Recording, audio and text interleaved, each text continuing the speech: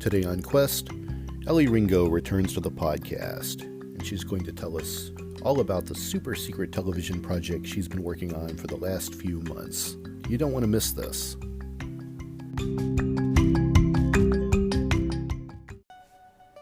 Life is a quest for logic and reason. It is a quest to find balance between science and faith. Life is a quest for knowledge and understanding. But most importantly, it's a quest for personal discovery. Whatever your quest, knowing yourself is the beginning of all wisdom. Welcome to Quest. Hi everyone, I'm your host, Todd Fischer, and welcome to Season 3 of Quest. A quest is a search for something, and this podcast will show you how we know what we know through interviews with people that have incredible stories of dedication and perseverance. To me, curiosity is part of what makes us human, and there's still so much we don't know. There's joy in discovery. It's what drives us. It's our quest.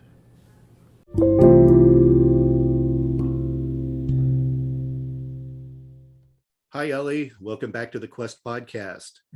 Hi, Todd. How are you? I'm good. It's great to have you back.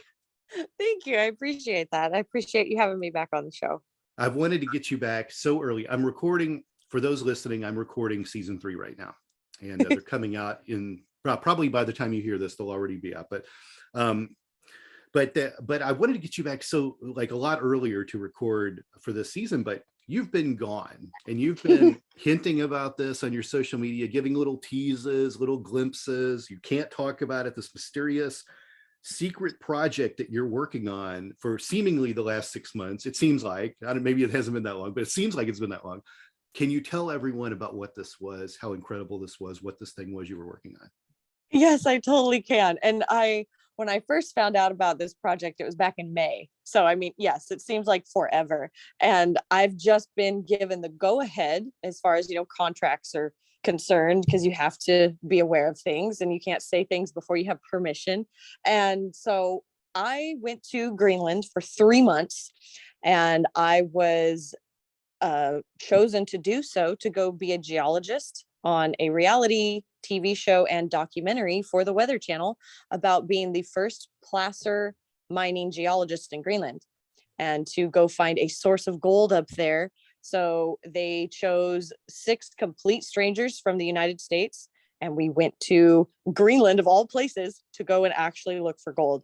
And I tell you, it was one of the most challenging things that I've done as a geologist so far, but it was very rewarding. And just everything up there was so incredibly beautiful. Like, you can't take pictures of it to show people how amazing things were. And I tried very, very hard. But yes, I kept teasing to people and throwing it out there that I can't wait to tell people what was going on. And I was so anxious and excited to do so. But finally, the Weather Channel gave us the go ahead this last week to, promote the show. And it premieres and airs for the first time on November 14th on the Weather Channel at 8/7 Central, which is, like the Eastern time versus Arizona time. For Arizona, it's like 5 p.m. For like people in New York, I guess it's like 8 or something along those lines. Sure. Since the time in Arizona never changes, it's difficult. Because we don't have daylight savings time in Arizona or any of the above. So it gets challenging, but I'm super excited about it. For the first time, my mom, she texted me and she's like, "Are you sure it's going to be on the Weather Channel?" I was like, "Mom, that's what they've told us." And she texted me this morning and she's like, "Oh my gosh, we were watching the Weather Channel because we were trying to figure it out so that we could record it," because she has like Dish Network or something like that. And she's like, "They were advertising your show. We can't believe you're on TV." And they said how proud they were of me. So I'm extremely excited. It's a dream come true. And that was my big project. I was freezing my butt off in Greenland for 3 months over the summer. Now you're back to the 100-degree weather. I was going to crack a joke that you all don't have daylight saving time, and you also don't have thermometers that go below 100 degrees, right? This is very true. That's Although the future, right? 140 that is degree the days. future, yes. I watched a movie the other day. I can't remember what it was called now. It was some really terrible Hugh Jackman movie, I think. I can't remember where I watched it at, whether it's HBO or Netflix or something. And people only came out at night because global warming had increased the temperature on the earth so high that literally no one could go out during the day. So all activities happened in these cities at night. So at night, everyone was getting up. During the day, no one's around. It was really odd. And I thought, well, that's Phoenix right there in like probably 5 years. Yeah, no one will be able to go outside in the summertime in Phoenix soon. It will be that warm. So while we're on this climate change thing, in Greenland, did you see any evidence to support climate change there? What did you see? What's your interpretation? Everywhere, actually, from like a lot of it I had to be like shown and told because I hadn't seen the area before, but I got to hike around with some of the locals that had been hiking there for years and of course grew up there and decided to be kind of almost a tour guide or that kind of a thing. And one person in particular took me to the head of an ice sheet, and he'd said just in the past 2 years of him, going up there, the ice sheet had receded like a good 30 feet from just the top of the ground where it should have been, where he showed us this line, and 30 feet down, then that's like every direction you can imagine. And he said it's amazing that I'm seeing this in real time. I'm seeing this of it in my lifetime. And one of the kind of crazy things that happened there, for the very first time in history, Greenland received rain at their highest point. And they didn't even have a way to measure the rainfall because there's nothing to measure rainfall there because it's never happened before. Wow. So in any history period, the end, they've never had rain there. And I was like, oh my gosh, like this is my lifetime that I am seeing this, that, climate change is real. Global warming is something that happens, and there's a lot of things that play into that. And so that's one of the biggest reasons we were going up there, is the ice is receding so much on the ice sheets that it's uncovering ground that no one's ever touched before. And that, there are ebb and flows with like ice ages and stuff like that. And it's a kind of a cyclical nature. And people, of course, say, oh, well, this long ago when, people were first here, they saw this, and it's like, well, there's no record of this, there's no record of any of these things happening except for what we've been able to record, just in the time of history books, so to speak. And it's changing everywhere. And the less white stuff there is, using heavy quotation marks, the less chance the harmful rays from the sun can, reflect back into space where they belong. And so there's a lot that's going on to help, save the Arctic and, save the ice sheets and whatnot. And people will go on living no matter what. But if we can do little teeny tiny things, here and there, it makes me feel better to do that. But, I can't say that I'm going to. Do you believe this climate change is entirely a result of humans? No, I believe that climate change is something that happens cyclically because of our Earth, our rotation, our core, volcanic activity. There's a lot that goes into it, but I do believe that humans play a huge role in just how wasteful that we can be and how we take things for granted very easily. I mean, I'm not saying that I'm not going to jump in my car or get on a plane if I need to go somewhere, but like the use of plastic, if I can reduce that. I mean, I carry just a single water bottle wherever I go. But I have a collection of metal water bottles, and I try to use like things that are plastic as little as possible. And I guess that's just an impact that I feel that I can help with. Right. But no, it's not all people. It's not just us. It's everything. It's the entire Earth is changing slowly, but Greenland, some of it.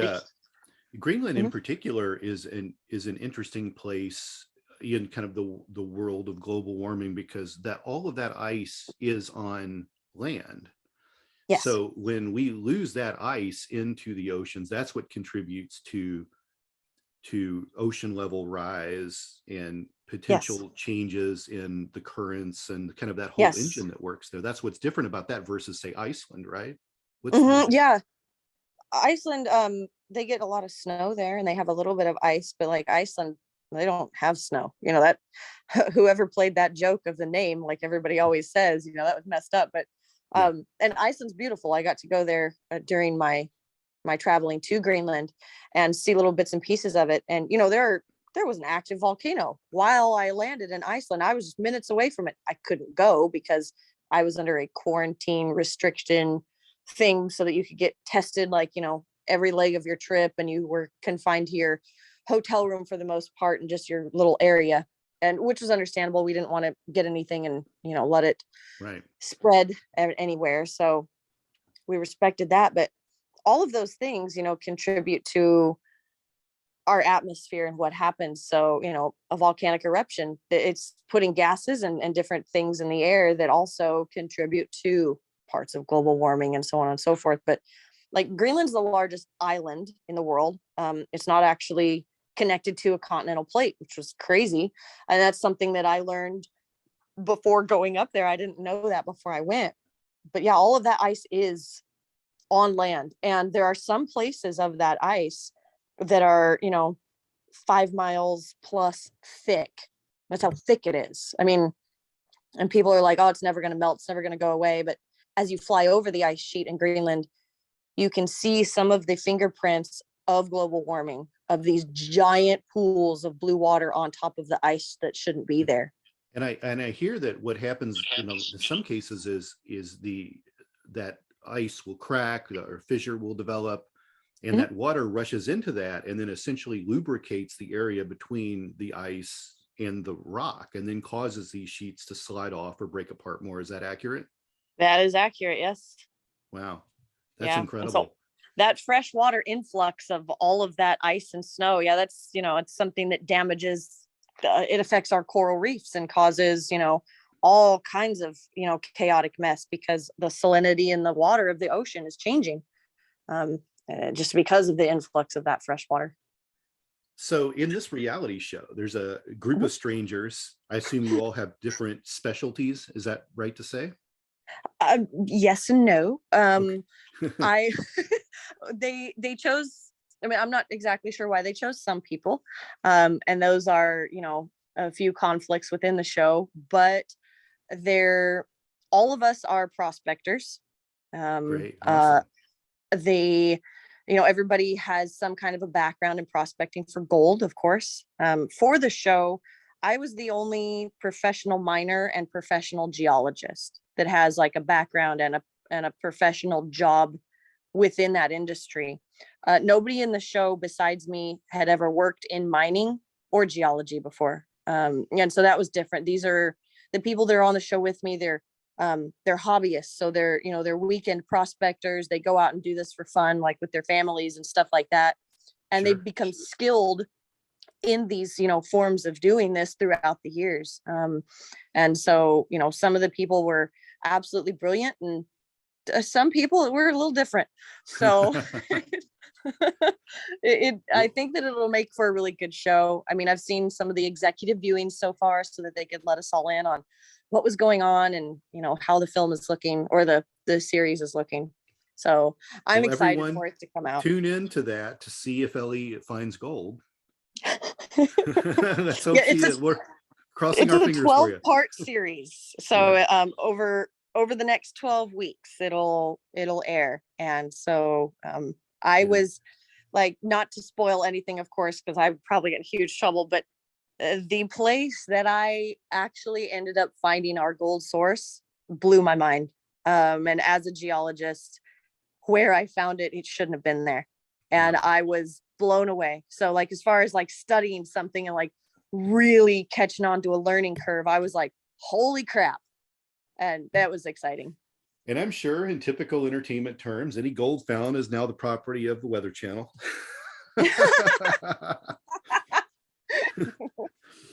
Anyways, Weather Channel's listening. I'm sure I just lost a sponsorship, but No, no, not at all.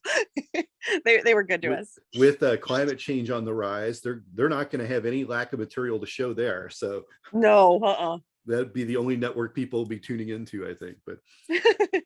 But yeah, so that's great. So I'm excited for you. I kind of maybe knew a hint of what you were doing, but you were certainly hinting to all your fans this whole time and showing these beautiful locations on occasion, and sometimes just showing it, the wall of an apartment saying I'm in an exotic location. So but now we know and we can tune in. That's right. But I wanted to have you back because I wanted to kind of maybe get into some myth busting today. The first, for those who haven't listened to your first interview, we kind of just did a crash course in geology. In fact, you got me started on my first rock collection, which now I know, that was so exciting. Yeah. And your nephew, oh my gosh, I was so touched. Into it. Yeah, he's getting into it, and I didn't realize how much he would get into it just so quickly. And then he subscribed to you on YouTube, and he's collecting his own stuff, bought a little rock kit, and I love it. He's into it. So your influence is spreading.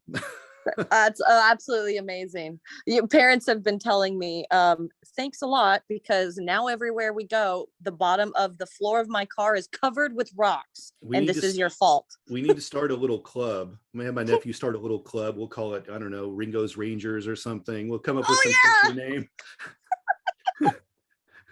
I mean, everything with Rockhound's taken, so let's go a different direction, I think. But yeah, exactly. Ellie Knows Rocks was something that I came up with Summer, and she helped me develop all of my social medias, and yeah, everything for being a rock hound or rock clubs and whatnot. Yeah, that is all taken. So if you come up with a real clever name, let me know.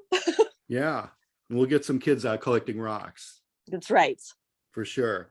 Well, I've got a couple things that I wanted to kind of put in front of you that I just want to kind of talk about whether this stuff could be real or not. There's a million artifacts and relics out there and fossils being found, and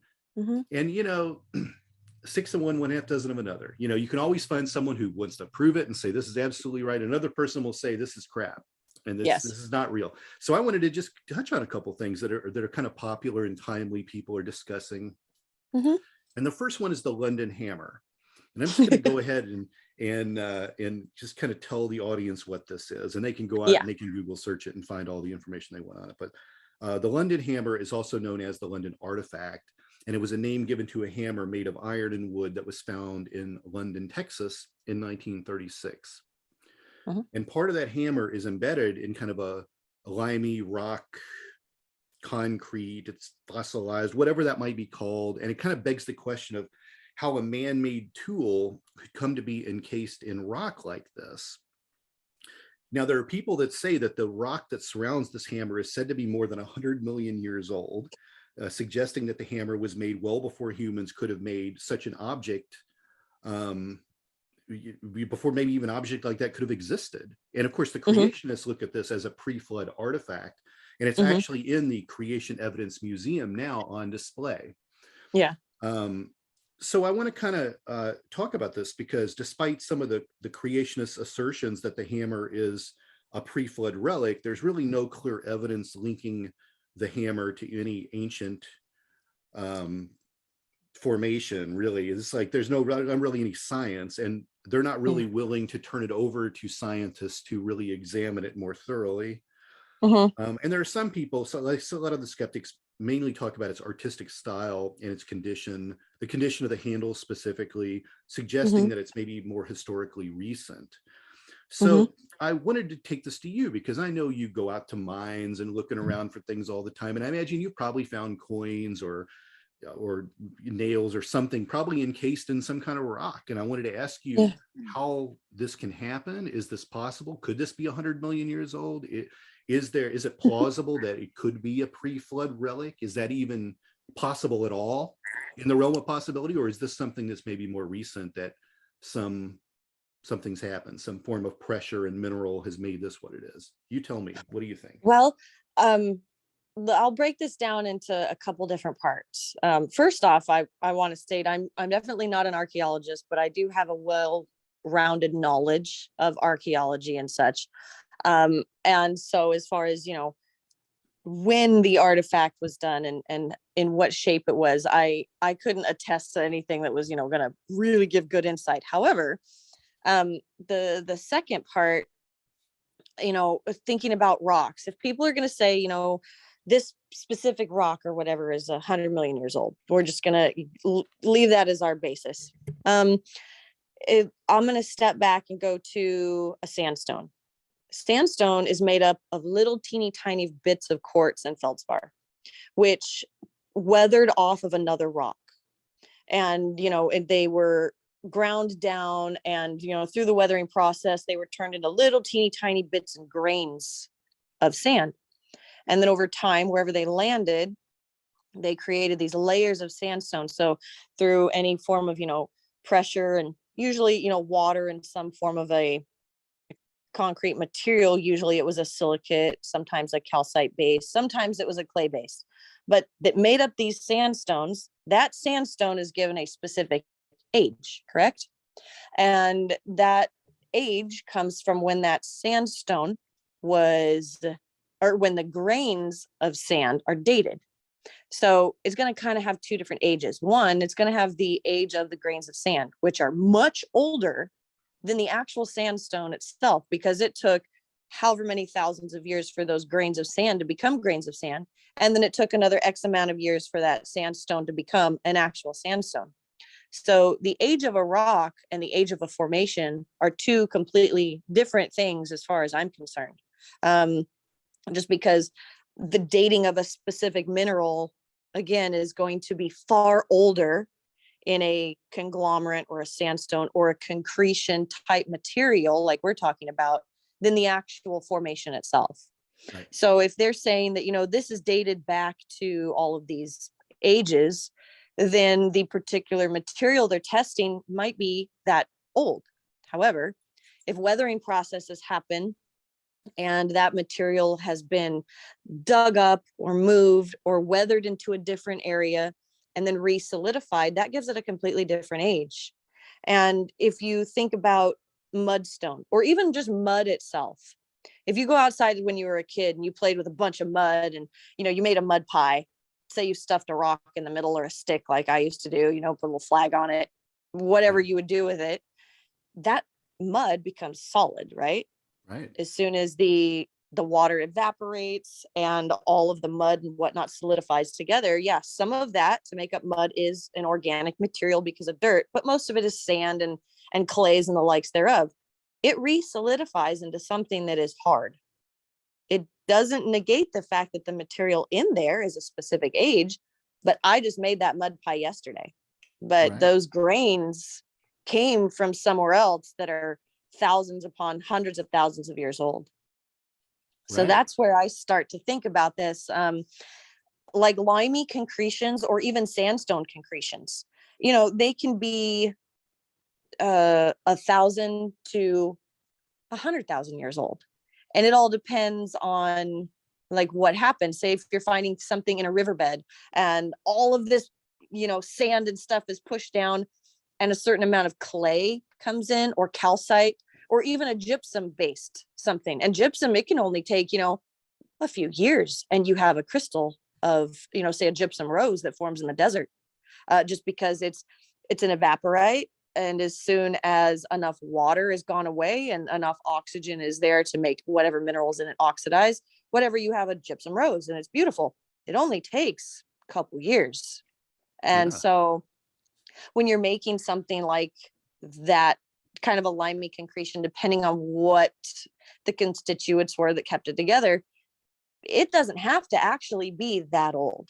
And so I understand that people are like, oh, this is so old. And I think that those are the people that are more on the side of maybe a greater conspiracy, saying that since we've found this in this type of material, for the laymen that don't know how to break that down, they're going to instantly fall into that category of saying, oh, wow, this is such an ancient artifact and on and on.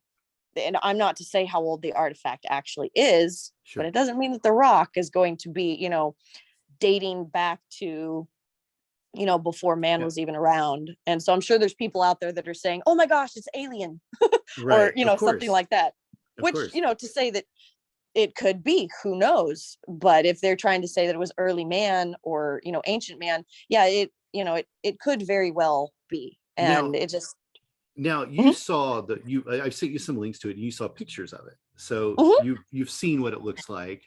Yeah. Does it look like it would have been found naturally like that? Would this be something that someone could create a hoax with? Could you hoax that today? Yes. You could. So Hands you down. could replicate that. Yeah. Okay. If you had, say you had an ancient tool that was indeed found in a certain era or, whatever, I'm I'm blanking out of whatever even time frame to use, but if you wanted to create Could I something put like that, let me ask you this. Could I put my iPhone in something that would make it look like that, and then tell everyone yes, iPhones were around 100 million years ago? yep, you could. Hands down, that would totally be viable. And depending on what lab I got to analyze the silica that was in it, I could get 100 million year. I could produce pretty much any results I'd want, right?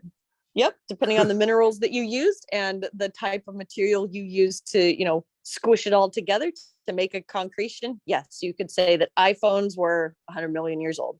I don't know if anyone in 1936 was thinking along the lines of hoaxes like this. Maybe they were. I don't know how far back hoaxes go, or what people were doing to get a particular point across. There's not a lot of history behind the family that found it. I would say they probably weren't going for a hoax, honestly. I mean, the area in which it found has a lot of different limestones there. And yes, limestone is old, but a limey concretion, it simply states that it was a reformation of the limestone that was there. So the limestone or the constituents of the limestone weathered out, and then they reformed into something that was re-solidified. Sure. And And again, and maybe I missed this in what you said a minute ago, but how quickly could that happen?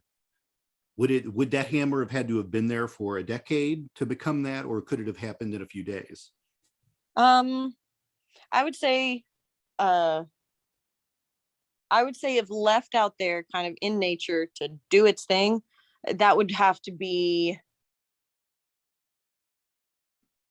I'm honestly trying to give it, a good think on it, but I'd say no less than a couple hundred years. Really? For things to form very well. And let's talk about the wood handle.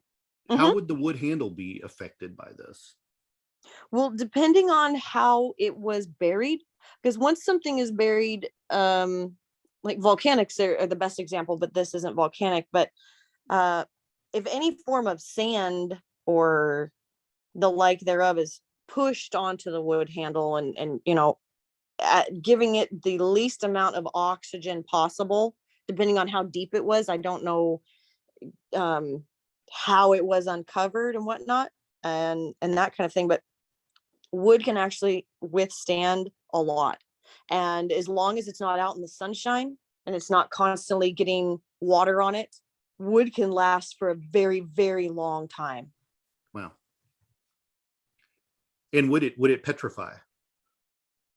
Well, wood will petrify. And in that case, I mean, that takes an extreme amount of time and a totally different amount of like infrastructure of the type of minerals. However, I do believe there are limestone petrifications of things, which is a lot of calcite based minerals that can overtake any of the organics or replace the organics basically. But that process would have been extreme, and I think very, very evident in the relic that was found. And I definitely want to get into kind of petrification a little later in the interview, but to sum up the London hammer, in your expert opinion, is it something from recent history? I'd say it without handling it. I did actually putting my hands on it would give me a better example other than just pictures in an article, but I would definitely say that this was something that was extremely primitive, and I honestly would think that it was buried for probably more than a couple centuries before it was found. But possibly as far back as the 4,000 year to 7,500 year mark where the Great Flood narrative might have occurred? Could it predate that? Yeah, I believe so. Okay. So the creationists might have something with this, but it probably isn't 100 million years old. No, Okay. not even. All right. Now, at that point, like the whole thing would have been changed, and there would be no wood left at that point. It would all be mineralized. Yeah. Excellent. Well, great. That's perfect. I love this conversation. I totally wanted to get something out of you where this would go, because now we leave it to the audience to decide. Go out, maybe go to the Creationist Museum, see it for yourself, Yeah. I don't know. Research it. It, look into it. I want to move into something else. So I really appreciate you talking about the London Hammer with me, Elley. That's incredible. But let's go on to another one and let's see if we can bust the next myth. So this one is about footprint fossils. So most recently, a set of human footprints were uncovered by researchers in White Sands National Park. And according to a new study, these tracks date to between 21,000 to 23,000 years ago. And it's a time when massive ice sheets are believed to have blocked human migration into the Americas. So this is actually a really important find, kind of taking it back further than we've ever found of humankind in the Americas. And we've seen dinosaur footprints, and there's other occurrences of human footprints around the world, but it is rare, very rare. So I want to know, because for me, I think about this in a couple ways, right? I think about, when I've left a footprint in a mud puddle somewhere and in 2 days it's gone. And then I think about people putting their handprints in cement and I still see it in the cement 50 years later, Yeah. And I'm like, well, I don't know what's going on here. So for one, I'm wondering, how does this happen? I sent you a link to some of the pictures of that. I think National Geographic had some great pictures of it. How did these stay there? How did erosion not make all this go away? How did a footprint not fill in with other kind of sediment? How did this exist for all this time? How is this possible? Elley, tell me that. Wow. Okay. The pressure is really high right now. I gotta believe in these human footprints. You've got to believe in them. Well, I'm definitely not going to say they're not human footprints. I mean, if you look at them, you can clearly see that whoever they were extremely flat-footed, and I bet they had some massive like plantar fasciitis going on with their feet. However, if you look at just the weird extension of the way their foot was formed, you can tell that they are, not modern man in any way. If people want to say for, divine evolution, creation, however you're going to put it, the way that their toes or phalanges, whatever you'd like to call them, are very distal. And then you have just a very sharp protrusion of whatever the like the ball of your foot is. I don't know what that little area is called, but it's very, very distinct footprints that are not at all from anything that we know of today or, in our history books as far as when people were here in the United States. As far as there being like ice sheets and stuff, when they say, oh, that, ice sheets covered this and that. Well, sure, ice sheets may have covered things, but ice also created land bridges. Right. And so the people that are saying, if we go way far back, talking about the very beginning, we talk about, how the earth is, 4.2 billion years old. And during that time, we were Pangea. And, people can look this up to look at the shape of it. And, if you get a really cool website, you can go to one where you can draw the timeline back and forth so that you can see the breakup of Pangea and how all of the continents split. And you can see the continental, shelves and all of the faults and everything that pushed us and pulled us apart to make us what we are today over, a billion years it took for it to spread apart or whatever they're going to say. I'm not very good with remembering exact dates of things. So, don't hold that against me. But well, when we're talking about billions of years, does it really matter if you're off by a couple 100 million? I don't think so. At least I hope not. I don't think we're looking for exact dates when we're talking about stuff that old. I can't even fathom. I talked about this before we started recording today, but I can't even fathom numbers that big. I have a lot of trouble when people tell me something's 100 million years old. Like, we don't even remember stuff from 200 years old, from 200 years ago, you know? I know. Like, it's crazy that, like, we don't even, like you were saying, there was no record of it ever raining in Greenland. Well, yep. You know, not since we've been able to write as humans, but maybe someone somewhere. So it's hard for me to always look at these big dates like this. That's one of my biggest problems in my research, is looking at the big dates.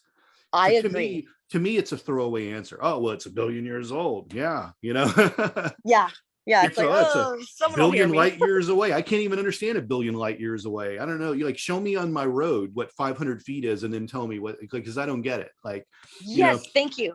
Yeah, I agree. The brain can't comprehend that. Human brains can't comprehend that. And I feel like that's always a good throwaway answer for scientists that don't have a real answer or real explanation. It's like, just don't overthink it. It's that way. It's this fast. It's that old. It's this, you know, because they give you something you can never mathematically actually really figure out, and you can never actually go there or go back in time or go out there to get to it. You know what I mean?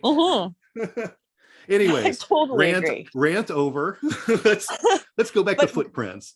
Very good rant, though. So ice bridges have been a thing in, you know, huge ice ages. And if you look, you know, continents have been bridged through ice ages. And so to say that, you know, it was before people could be here, or before any people were known in the United States and stuff like that, or in the North Americas or South Americas, broader terms are better. That there's not to say that there weren't little bits and pieces of area that was exposed, of wet areas that were exposed.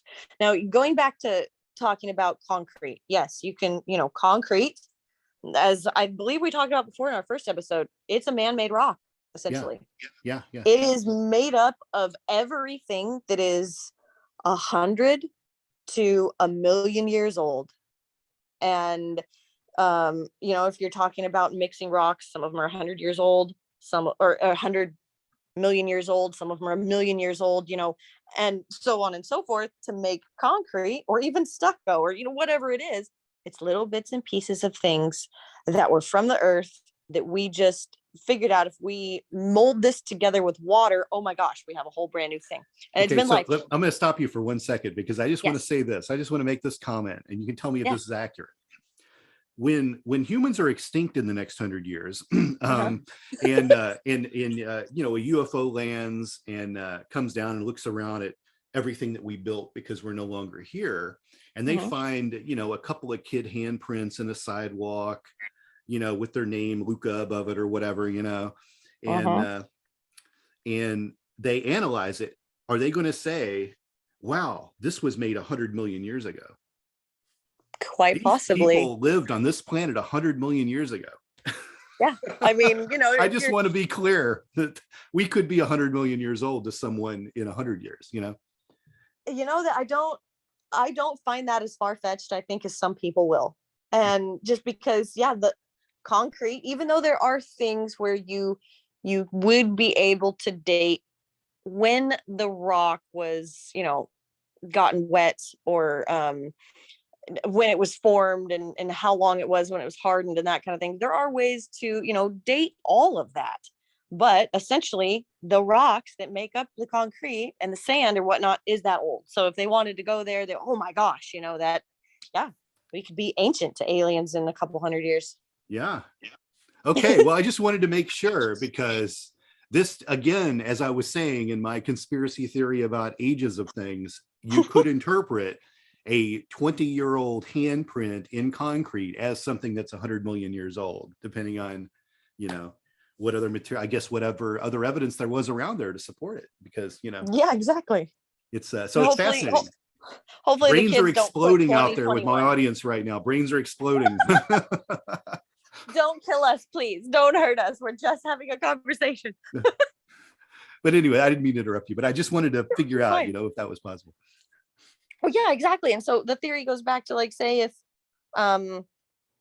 I have been, because as a kid, I did all kinds of little experiments, like just for myself, because I didn't know what I was doing. It was just fun. I didn't know that it was an experiment, quote Sure. unquote. And so I would, yeah, I'd push my hand into a mud pie or into next to a puddle to see how long it would stay there and see, how hard it would get and how it would, solidify and that kind of thing.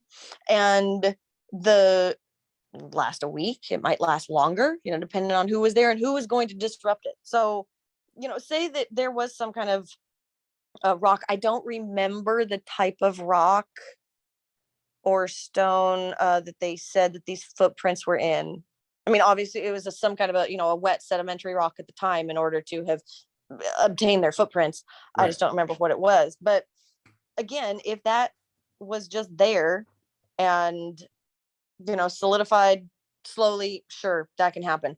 And you go back to, I'm bouncing around in my brain right now, so if I sound dodgy and foggy, I apologize, but the really, really old dinosaur tracks that they find, like in Yeah. sandstones, before the sandstone was actually solidified, a Right. lot of those get filled up with mud and, rocks roll over them. And it's only until somebody starts thinking about the area to try to discover something, or say a big windstorm comes up and blows away the sand, or, the rain comes and the mud gets pushed out of these areas. That's how I feel that, a lot of these things are found, is one, by accident, but two, because somebody just was like, I'm going to research this area because of, X, Y, and Z. And they end up finding some crazy thing that they didn't even think was going to happen. And to say if they were there, if they were, 21,000 years old, I think that's what they're saying. Yeah. I would not put it past it. I wouldn't say that couldn't happen. And when things, let's say the footprint happened, and then whatever material that was relatively quickly froze because it was an ice age, right? So the weather's constantly changing, but maybe on the particular week or whatever that the people were migrating across that area, maybe for some reason nothing was going on. And maybe it did freeze. And after freezing, solidification started to set in over, X amount of years, because yes, like sandstones, things are concretions, mudstones, things like that. They don't take as long to form, say, as like, a plutonic granite or something like that, which is, Right. hundreds upon hundreds of thousands of years old that it takes to solidify and then push through the earth, blah, blah, blah. But these softer materials that, yeah, could accept a footprint, and the way that it was there, I would have to say probably stayed there because it froze and then solidification set in, and then maybe was covered with snow for, who the heck knows how long, and then mud and water, and it was just happenstance that people are like, holy crap, that looks like a toe, I should clean that out, and then found a footprint. I'm sure that the person that found it was like, holy crap, because I guarantee it wasn't that clean when they found it. Yeah. Mm. So I have a couple other kind of side questions with that. You bet. So I guess the first thing I'm wondering is how they're getting these ages. Because again, Yeah. we're talking about how things are aged and how they're putting this. So just kind of a little bit of the, when humans populated the Americas has always been debated. Yes. And a lot of people think it occurred no earlier than about 13,000 years ago. But these discoveries have happened all over. So, for instance, in Chile, they found some that they believe are 18,500 years old. There's a site in Texas that's around 20,000 years old. There's different places where they've found other types of human, activity or footprints or whatnot. Yeah. So where are they getting these ages from?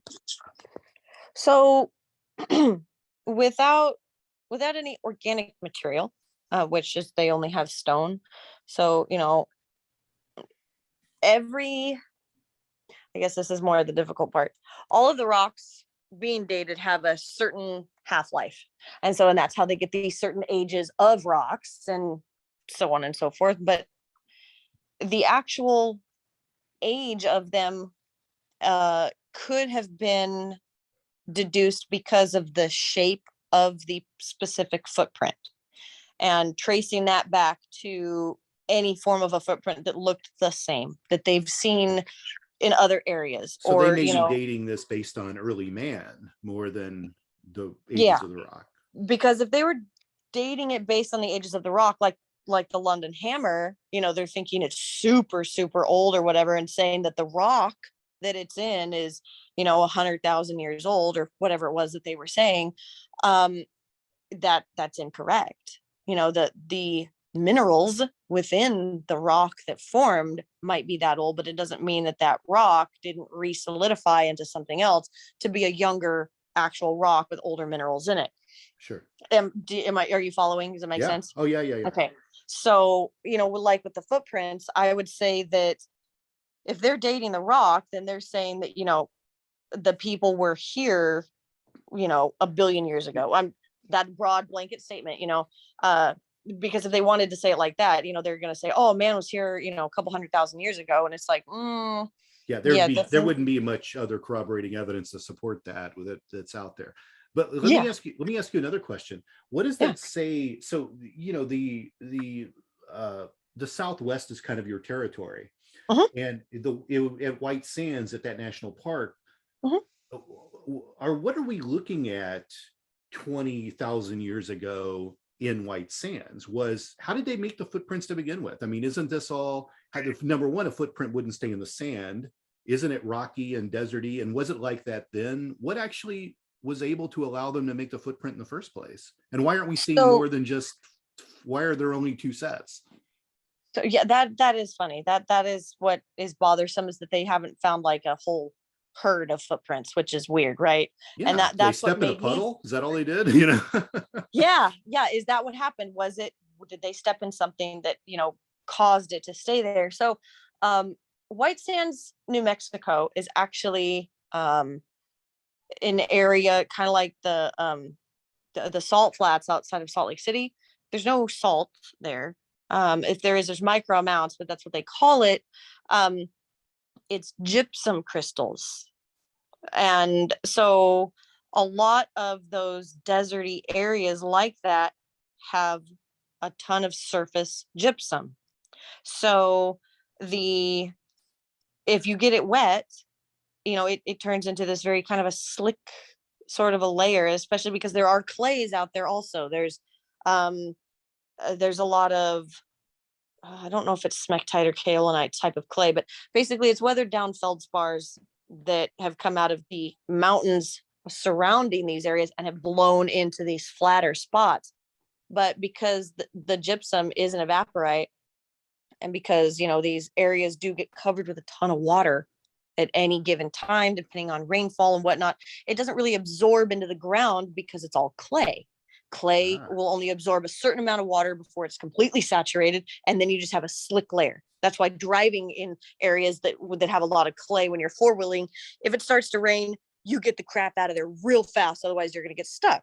Right. And so these areas have that sort of formation. So when it gets wet and it slowly starts to dry, you know, you've seen like the pictures of the big cracks in the desert, you know, because of the clays and whatnot after a rainstorm. Well, if you put a footprint in there and that footprint is allowed to solidify or stay whole for whatever reason, because that's what baffles my mind, why they find dinosaur footprints on top of sandstones. I'm like, why didn't that go away? Like, what kept it there completely? So there had to have been some, at least to me, I think some kind of a fast weather change, whether it froze or dry up or something happened, because it definitely didn't rain. Otherwise, I do believe those footprints would have been completely gone. There's also to say that if it was a very deep clay layer or gypsum type of cement, that once they stepped into it, it might have been hella deep and it slowly eroded away to what it is. That's a less theory. I don't buy into that as much as I would buy into stepping onto something that was like a mud puddle, and then vast weather change, and then it started to solidify in its own way. And so there's so many theories that can be behind this, and I think this is why, like, scientists have a hard time of saying, well, this is the exact one thing that happened, because they don't know. So you have to go in theories, and you have to try to prove a point by disproving a bunch of other points. And, so, you know, in your expert opinion, I think I want to know, what you think about it. It's definitely not someone who went out and did this last week, because the foot doesn't really match a current No, human being. no. What do you think this is? What's Elley think?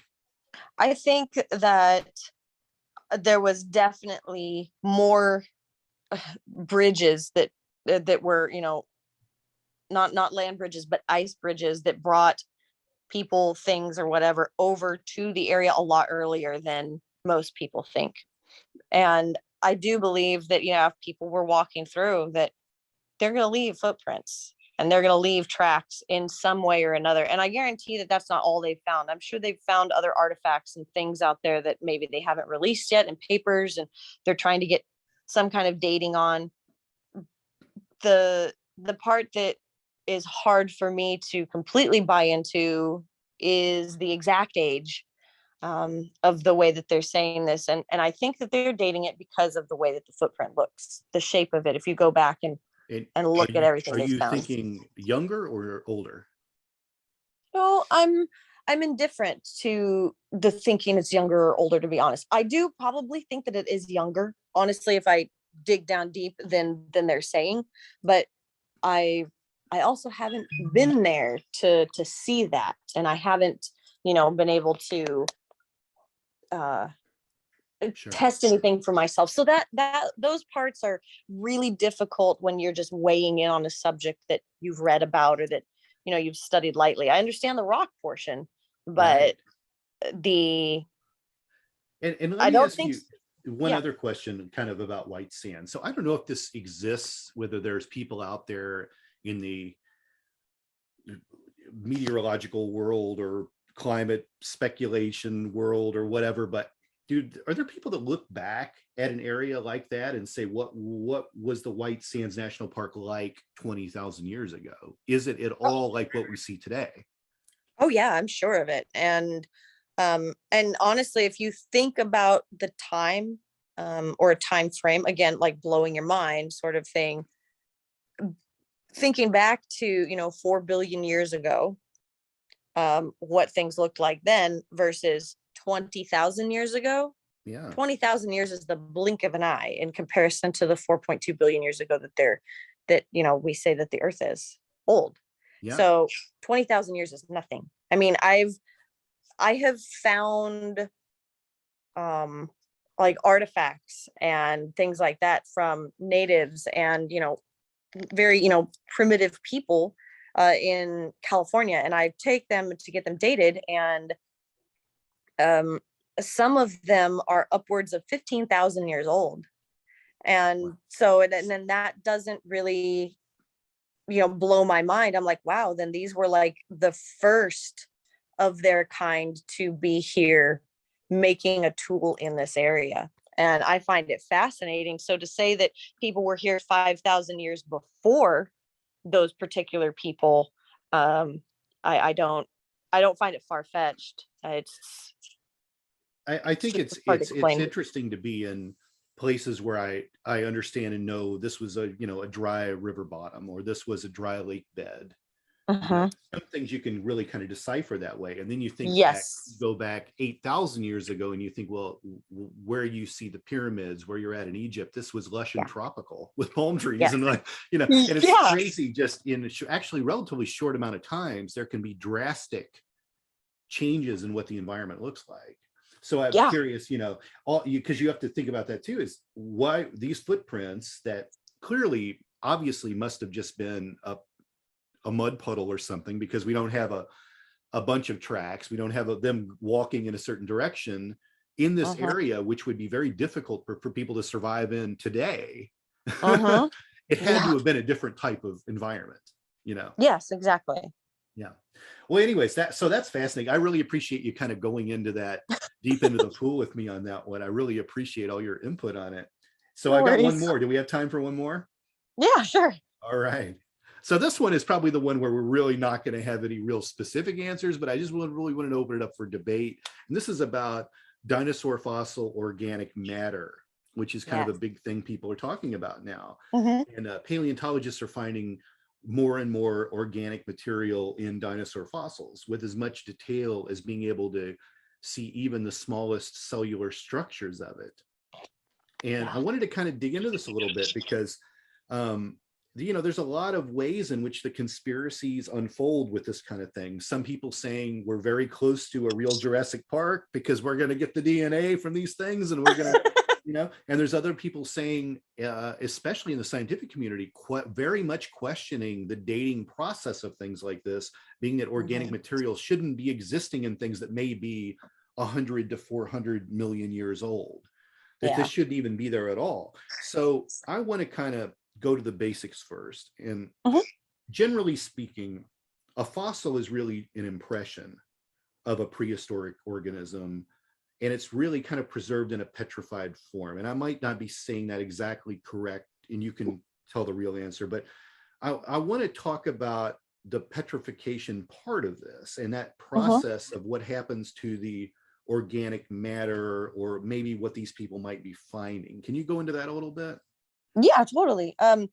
Well, like petrification and silicification of organic material is actually awesome to me, just because petrified wood is my favorite mineral and it's also my favorite fossil.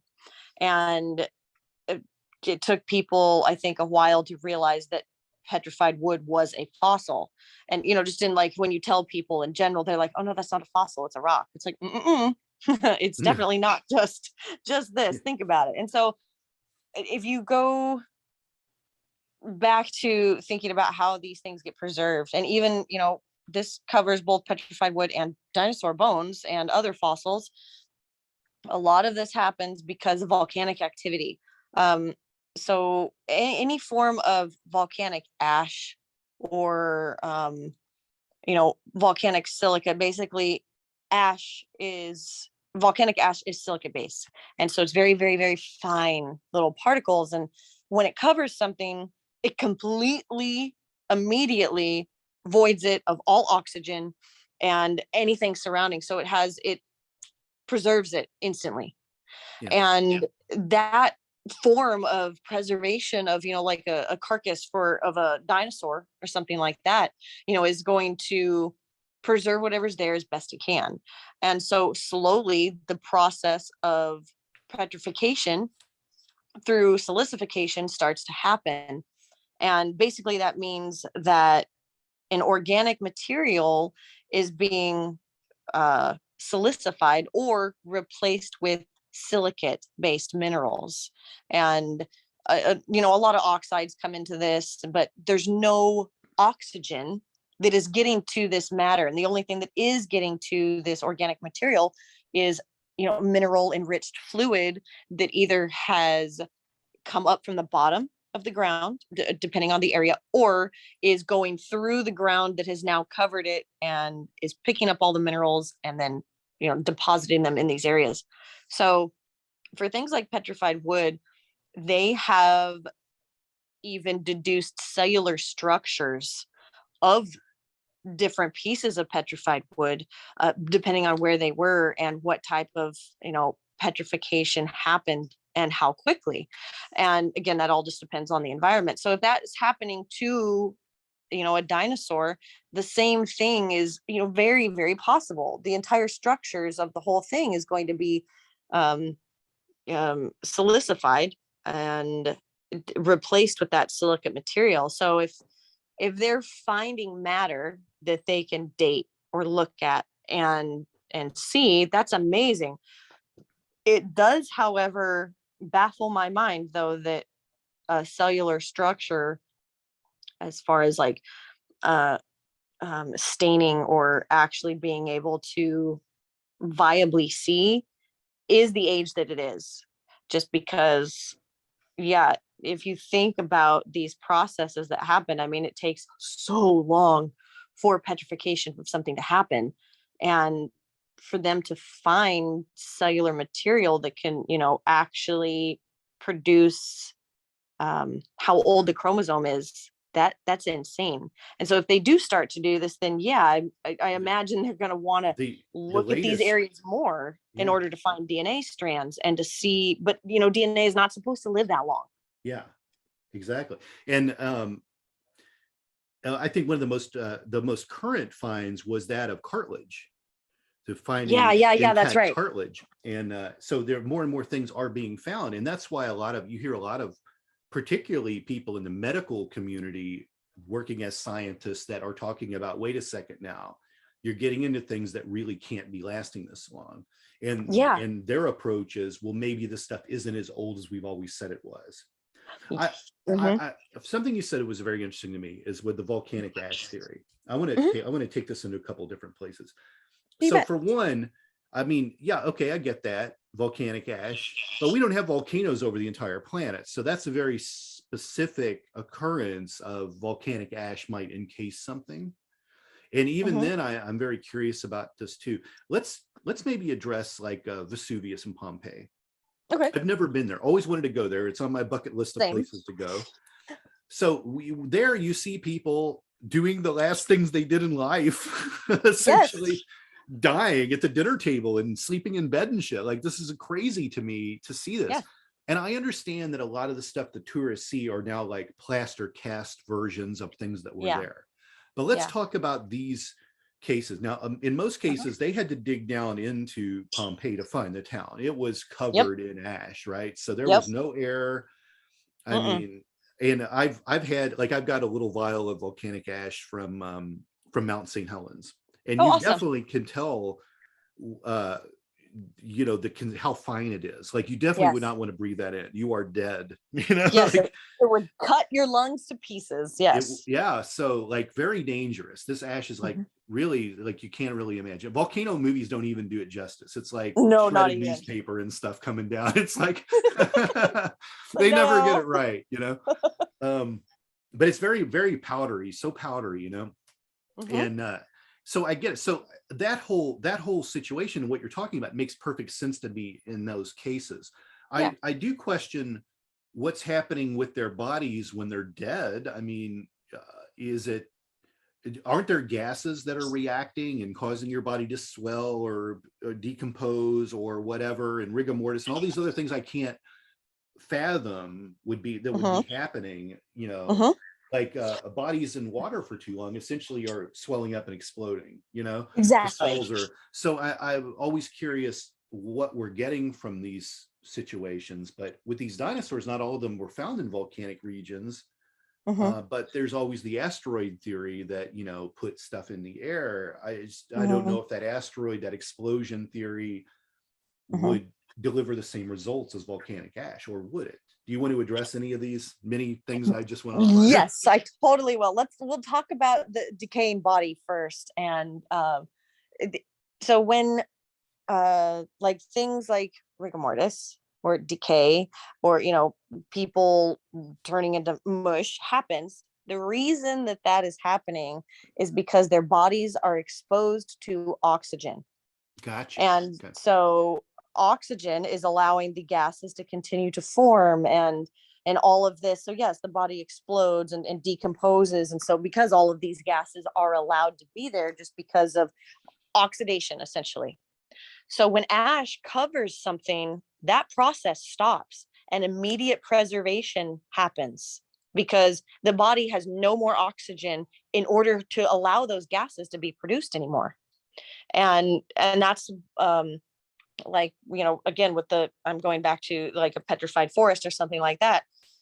The trees were so perfectly preserved that you can count the rings inside of certain petrified trees because they were instantly preserved.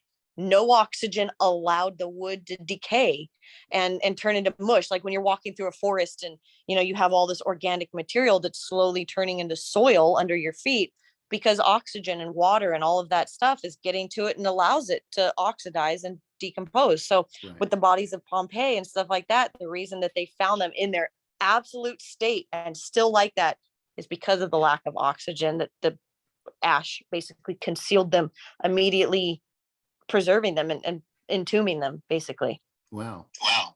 And so that's those processes. And so for that to happen, if you take Crater Lake, Oregon, the ash layer from Crater Lake, Oregon, after that the volcano exploded and created the giant crater, the ash layer can be found in pretty thick quantities down in Pyramid Lake in Nevada, which is a really long ways away. Because I was in a class, we were doing a study on a soil piedon out by Pyramid Lake, where a giant cut was made in the alluvial fan that was there. It was about 10 feet deep, and you could count these beautifully preserved layers, and two of them were ash layers. And one of them was from a volcano that was just so freaking far away. I mean, the ash that can come from these giant volcanic eruptions, it travels for miles and miles. And so anything in those areas that would have been large enough to have been affected, if it was closer to the volcano, is just completely covered. And so therefore preserving it almost instantly. And back before, man set foot on the earth and started doing everything we're doing, back in the era of the dinosaurs, there was extreme amounts of volcanic activity. And through all over the parts of the earth, far more volcanic activity than we have now, just due to plate shifting and everything that happens naturally. Sure. And so, and yeah, there are a lot of dinosaurs that mudslides, giant mudslides have happened, or landslides, or ice ages, or things like that. But because of these things, it's because there's an instant void of oxygen, and so it allows them to be preserved. Wow, that's exciting. I'm gonna have to take you to Pompeii with me. So well, I really love I don't know, I'm a nerd, so and you already know that, and I hope that your viewers know that too. But I love the things that have been petrified and fossils and stuff like that. And so knowing just a little bit about them, I can go on just on a tangent almost for just the little parts and pieces that I know of it. And so the mystery here, as we start to begin to wrap up the podcast, the mystery here is whether any of this organic material could really actually be in there survive and survive, and how old it would be. And that's the Mm-hmm. $20 million question here, right? Well, I'm thinking that somewhere along the lines, if this is the way that the science community is going, I believe that we've misdated a lot of stuff. Is it plausible the dinosaurs were here just 40,000 years ago? I want to say yes. No, but the woolly mammoth was really kind of a dinosaur in a way, and it was here in recent history. Oh, heck yeah. So yeah, and they find them fully preserved in the ice, and they've found what, like, living DNA almost of a couple different things that they've found recently. I can't remember anything off the top of my head, but and so that part is possible. And if you think about dinosaurs, they claim that, like, alligators and crocodiles are dinosaurs that just never evolved. Yeah. And or that didn't go I know extinct. some people that never evolved. I do too. I totally do. Oh my gosh. People, you're going to see some people that never evolved on her Weather Channel show coming up, so tune in. That is very, very true. And believe me, you'll know who they are very quickly. But on that note, so I'm so proud of you for the TV show. I can't wait to start watching it. Everyone tune into that. And Elley, how do people find you out there in the interwebs? Tell everyone your social media and all that good stuff again. If people want to find me on the interwebs, my rock stuff is all at Elley Knows Rocks. And so I'm every social media you can think of. That is definitely my handle, including my webpage and YouTube. And then TikTok, if they want to find me, TikTok, I think. Yeah. Oh, definitely on TikTok. Yeah, that I'm a huge fan of TikTok, and that's Elley Knows Rocks. And then you can also find me at Elley Ringo. And so I'm all over the place, and I am starting my dynasty of all kinds of stuff. Sure, of course. I know Ringo's Rangers. We're going to be starting that soon. So that's right. Tons of those little kids just grabbing those rocks and pissing. That's right. That's what we want. Start picking up the rocks, and don't bring plastic bottles. That's right. Elley, I appreciate you taking this deep dive with me today on these things. I always find this stuff really interesting to talk to someone who knows what they're doing about about this stuff that I find interesting and fascinating. I don't really have a use for it in my metatomics world necessarily, but they're things I speculate on, you know. And I've seen so many cool little artifacts and relics, you know, through the years. And, you know, some of them you kind of would take on source. A lot of Vatican archive stuff that I got to see. And they, you know, they say it's one thing. And, you know, I'm like, well, I don't want to say the church is wrong, you know, so I'm just going to take their word for it that it is this old, or it belonged to this person, or it was that. And you're wondering, you know, is there really a splinter of Christ's cross that they have? You know, is the crown of thorns real? You know, is there genetic material of Christ that they have preserved somewhere? You know, like there's a lot of really interesting stuff out there. And every time, you know, articles like this are found, you know, I'm not one of those people, like, I'm not like the Ark Encounter guy in Kentucky who's like, the earth is 6,000 years old and dinosaurs were around then. He's got the dinosaur. Like, I appreciate what he did with his Noah's Ark display and what all that is about. But, you know, I'm not exactly sure I can buy into the fact that these things we're finding are also 100 million years old. So I'm trying to figure out where it all falls, you know, because I think you really split the public when you come up with these people, when science in general comes up with such big leaps, you know. When it could be something more recent. It could be. You know? And I often wonder if science has an agenda, you know.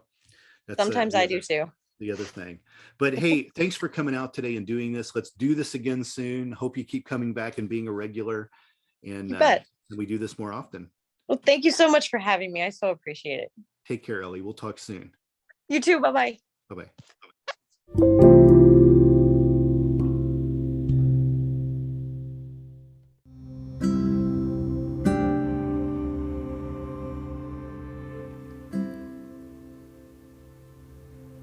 And there you have it.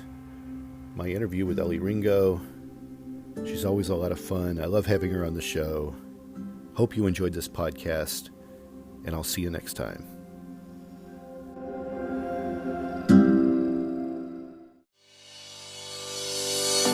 Thank you for listening to this podcast. Please be sure to rate and review this episode. This podcast is produced by Todd Fischer and distributed by Metacortex Publishing. This podcast is copyright. Any previously trademarked or copyright content is used by permission. Information and opinions stated in this podcast should not be construed as medical advice. Please be sure to visit the official website for the International Association of Metatomics at metatomics.org, or find us on social media for other unique content.